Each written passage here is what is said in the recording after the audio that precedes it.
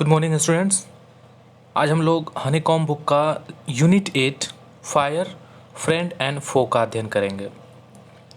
Fire मतलब आग, friend मतलब दोस्त या मित्र, और फो का मतलब होता है दुश्मन, इनमी, शत्रु।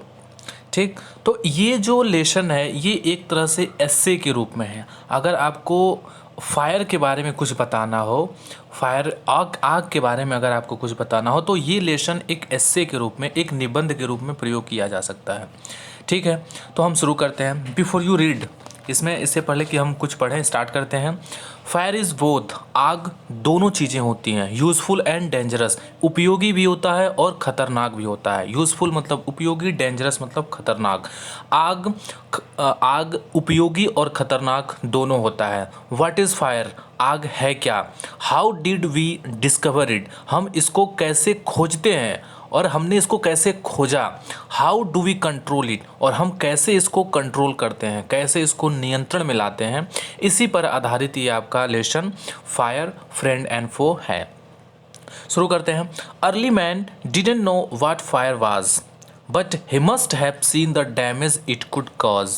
He must have watched lightning and volcanoes long before he began to use fire himself. Fire was powerful and dangerous, and he was frightened. Early man का मतलब शुरुआती आदमी जो थे, जो पहले के आदमी थे। डिडंट नो, वो नहीं जानते थे। व्हाट फायर वाज, कि आग क्या था। उस टाइम के लोग, पहले के लोग आग क्या है वो ये चीज़ें नहीं जानते थे। But he must have seen, लेकिन निश्चय ही उन्होंने देखा था। द डैमेज, उस नुकसान को, इट कुड काज, जो कि इस आग ने किया था। जो नुकसान आग की वजह से हुआ था उस नुकसान को अर्ली मैन ने, शुरुआती इंसानों ने देखा था।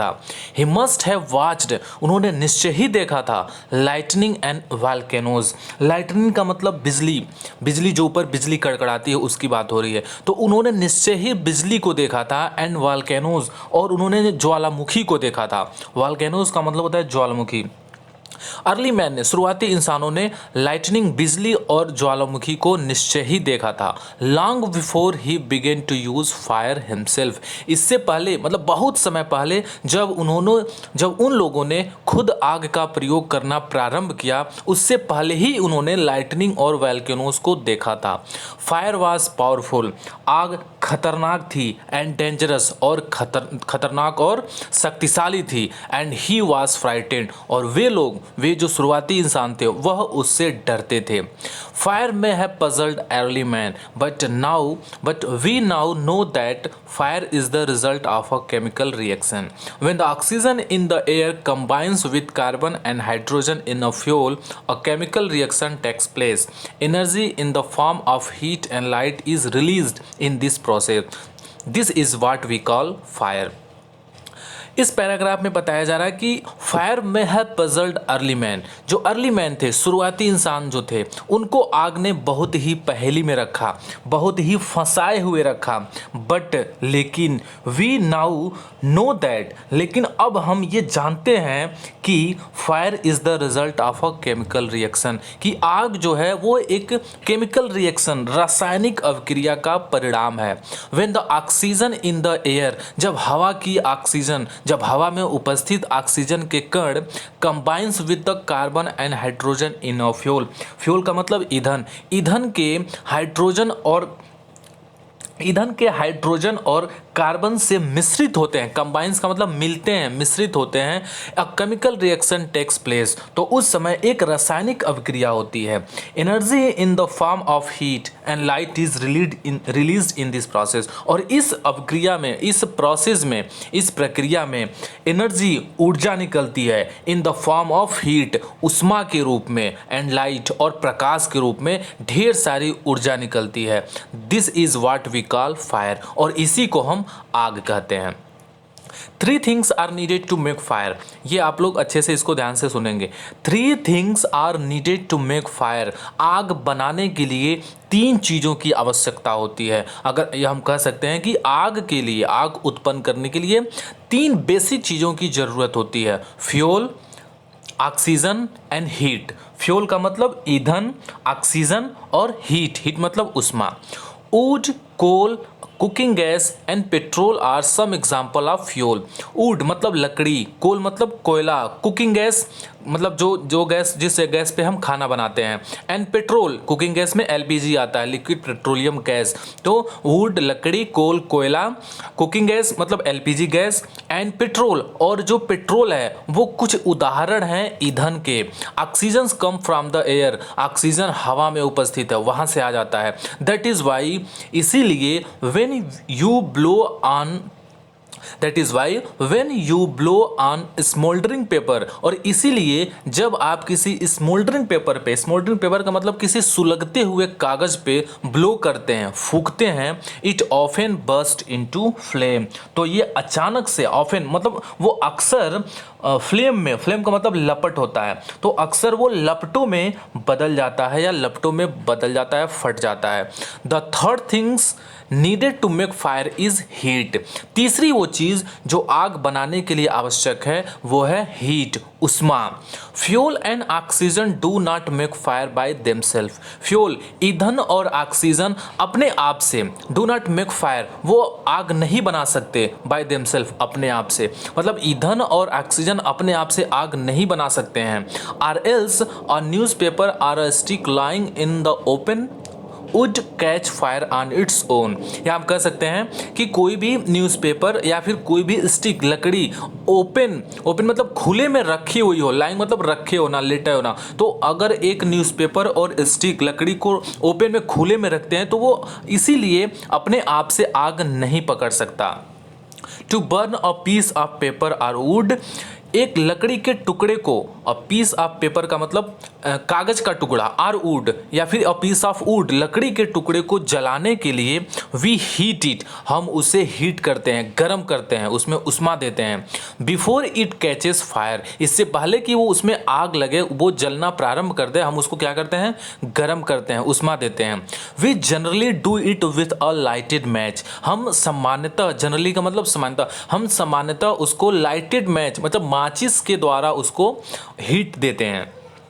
Every fuel has a particular temperature, हर एक ईंधन का एक विशेष ताप होता है, एट विच, जिस पर इट बिगिंस टू बर्न, यह जलना प्रारंभ कर देता है। This temperature is called the flash point और kindling temperature of the fuel, और इसी टेम्परेचर को, इसी ताप को उस ईंधन का, टेम्परेचर ऑफ द फ्यूल, उस ईंधन का फ्लैश पॉइंट या किंडलिंग पॉइंट कहते हैं। तो फ्लैश पॉइंट का मतलब जलने का बिंदु, वो निश्चित ताप, वो बिंदु जिस पर कोई भी चीज़, कोई भी मटेरियल जलना प्रारंभ कर देता है, that is called the flash point of that things. It is sometimes said that fire is good servant but a bad master. It only means that fire is very useful as long as it is kept under control. It is sometimes said that, ये कभी कभी कहा जाता है कि fire is good servant, आग जो है एक अच्छा नौकर है, but a bad master, लेकिन एक बहुत ही बुरा मालिक है। मास्टर का मतलब मालिक। आग जो है बहुत ही अच्छा नौकर है, लेकिन एक बहुत ही बुरा मास्टर है, बहुत ही बुरा मालिक है। It only means, इसका केवल यही मतलब हुआ, दैट कि fire is very useful as long as it is kept under control. Fire, आग तभी तक उपयोगी है जब तक कि हम उसको अपने नियंत्रण में रखते हैं। फॉर इंस्टेंस, फॉर उदाहरण के लिए, एग्जाम्पल के लिए, we use it to cook our food, हम इसका प्रयोग करते हैं अपना भोजन बनाने के लिए। Warm our homes in winter, हम उसको सर्दियों में, विंटर्स में अपने घरों को गर्म करने के लिए प्रयोग करते हैं। एंड टू जनरेट इलेक्ट्रिसिटी, और इलेक्ट्रिसिटी पैदा करने के लिए, बिजली पैदा करने के लिए भी हम उसका उपयोग करते हैं। But on the other hand, लेकिन दूसरी तरफ, if fire gets out of control, लेकिन दूसरी तरफ यदि आग आपे से बाहर हो जाती है, हमारे नियंत्रण से बाहर हो जाती है, तो क्या होता है, it can be very dangerous, ये बहुत ही खतरनाक हो सकती है। ईच ईयर, प्रत्येक साल, thousands of homes and shops are damaged by fire, प्रत्येक साल, हर साल हजारों घर और दुकानें आग से प्रभावित होती हैं। डैमेज मतलब नुकसान होता है, हजारों घरों और दुकानों को नुकसान होता है। Vast areas of forest are also destroyed and hundreds of people are killed or injured. हम कह सकते हैं वास्ट एरिया, बहुत सारा क्षेत्रफल फॉरेस्ट किसी जंगल का, मतलब जंगल का बहुत सारा क्षेत्रफल बर्बाद हो जाता है, डिस्ट्रॉयड हो जाता है। एंड हंड्रेड्स ऑफ पीपल, और सैकड़ों लोग जो है मर जाते हैं या घायल हो जाते हैं। Just as three things are needed to start a fire, there are three main ways in which a fire can be put out. In each one of the three things needed for burning is taken away. अब यहाँ पे बताया जा रहा है कि just as three things are needed to start a fire, जैसे कि तीन चीज़ों की आवश्यकता है आग को शुरू करने के लिए, there are three main ways, इसी तरह तीन मुख्य तरीके हैं, तीन ऐसे रास्ते हैं जिससे कि हम a fire can be put out, जैसे कि हम एक आग को बुझा सकते हैं। पुट आउट का मतलब बुझाना। In each one of the three things needed for burning is taken away, मतलब हर एक, जो भी प्रत्येक तीन चीज़ें आवश्यक हैं आग जलाने के लिए, उनमें से हर एक, या हम कह सकते हैं किसी एक को वहाँ से हटा दिया जाए। टेकन अवे, हटा दिया जाए तो आग को बुझाया जा सकता है। फॉर एग्जाम्पल, जैसे कि we can take away the fuel, जैसे कि हम ईंधन को वहाँ से हटा सकते हैं। If the fire has new fuel to feed on, no burning can take place, यदि आग के पास ईंधन ही नहीं होगा जलाने के लिए तो वहाँ पे आग नहीं चलेगी। We often let a fire die out simply by not adding more fuel to it. We often, हम अक्सर आग को इसी तरह से बुझाते हैं, सिंपली, साधारण रूप से उसमें और ईंधन ना डाल के। मतलब अगर हम कहीं पे आग है तो वहाँ से ईंधन को हटाकर आग को बुझाया जा सकता है। The second way of putting out a fire is to prevent oxygen from reaching it. दूसरा जो तरीका है, द सेकेंड वे, दूसरा जो रास्ता है ऑफ पुटिंग आउट, आग को बुझाने के लिए, is to prevent oxygen, oxygen को रोकना। प्रिवेंट मतलब होता है रोकना, ऑक्सीजन को रोक देना। फ्रॉम रीचिंग इट, उस आग तक पहुंचने से ऑक्सीजन को रोक देना ही दूसरा रास्ता है। No supply of oxygen means no fire, यदि ऑक्सीजन की सप्लाई नहीं होगी, अगर ऑक्सीजन की आपूर्ति नहीं होगी तो वहाँ आग भी नहीं होगा। Small fires can be put out और smothered with a damp blanket और अ सैक। स्मॉल फायर, जो छोटे छोटे आग होते हैं, उनको बुझाया जा सकता है या स्मूथड या धीमा किया जा सकता है विथ अ डैम्प ब्लैंकेट, एक भीगी हुई ब्लैंकेट से, भीगी हुई कंबल से, और अ सैक या फिर किसी भीगे हुए बोरे से इसको, छोटे मोटे आग को बुझाया जा सकता है। This stops oxygen reaching the burning material, ये क्या करता है, ऑक्सीजन को बर्निंग मटेरियल, जो पदार्थ जल रहा है उसके पास पहुंचने से ऑक्सीजन को रोक देता है। समटाइम्स, कभी कभी carbon dioxide is use to extinguish fire, कभी कभी कार्बन डाइऑक्साइड CO2 का प्रयोग भी आग बुझाने के लिए किया जाता है। It does not allow oxygen to reach the burning material, या ऑक्सीजन को अनुमति नहीं देता है, मतलब वो ऑक्सीजन को उस बर्निंग मटेरियल तक, उस जलने वाले पदार्थ तक पहुंचने नहीं देता है। The third way of putting out of fire is to remove the heat, तीसरा जो तरीका है आग बुझाने का वो है कि हम हीट को, गर्मी को वहाँ से हटा दें। If the temperature can be brought down, यदि ताप को नीचे कर दिया जाए, बिलो द फ्लैश पॉइंट से नीचे कर दिया जाए, द फ्यूल स्टॉप्स बर्निंग, तो ईंधन का जलना रुक जाता है, ईंधन का जलना बंद हो जाता है।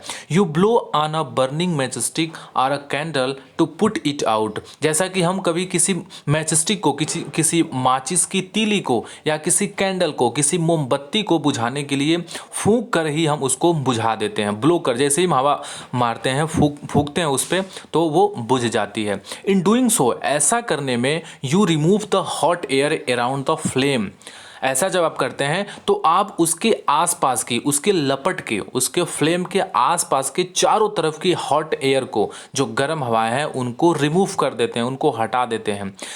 जो क्या करता है, bringing down its temperature below the flash point, जो कि उसके उस मटेरियल को, या उस कैंडल या उस मैचस्टिक को उसके फ्लैश पॉइंट से, उसके तापमान को उसके फ्लैश पॉइंट से नीचे कर देता है। And the candle goes out, और वो कैंडल, वो मोमबत्ती बुझ जाता है। समटाइम्स, कभी कभी, water is spread on a fire, कभी कभी पानी को भी आग के ऊपर छिड़क कर आग बुझाया जाता है। It absorb heat from the burning fuel and lowers the temperature, ये क्या करता है, एब्जॉर्ब करता है हीट को उस बर्निंग फ्यूल से, जो भी ईंधन जल रहा है, जो ईंधन जल रहा है उसके हीट को ये ये ऑब्जर्व कर लेता है, अवशोषित कर लेता है, एंड लोअर्स द टेम्परेचर, और उसके तापमान को कम कर देता है। The blanket of water also cuts of the supply of oxygen and the fire is extinguished.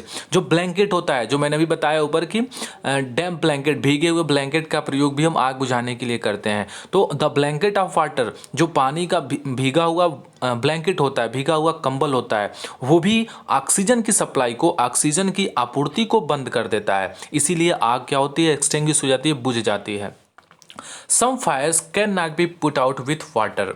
इसके आगे का बच्चों हम लोग अगले सेशन में, अगले क्लास में देखेंगे। तो आज हम यहीं तक रखते हैं। Thank you for today.